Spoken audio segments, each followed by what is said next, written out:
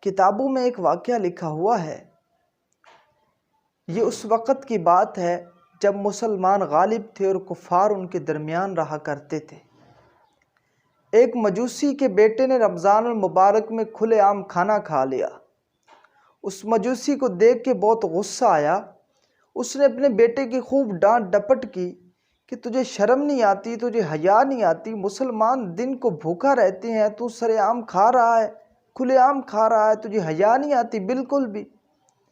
خیر بات آئی گئی ہو گئی۔ اس مجوسی کے مکان کے ساتھ ایک بزرگ رہتے تھے۔ جب اس مجوسی کا انتقال ہوا تو ان بزرگوں نے خواب میں دیکھا کہ وہ مجوسی جنت میں مزے لے رہا ہے، جنت میں آرام کر رہا ہے۔ تو انہوں نے حیران ہو کے پوچھا کہ تو مجوسی تھا، تو جنت میں کیسے چلا گیا؟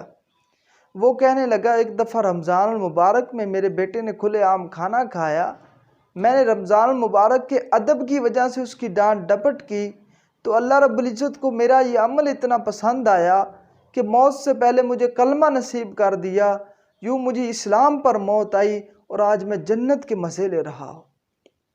میرے بھائیو، سوچنے کا مقام ہے کہ ایک مجوسی نے رمضان المبارک کا ادب کیا، احترام کیا، تو رب تعالیٰ نے اسے کلمہ نصیب کر کے جنت عطا کر دی۔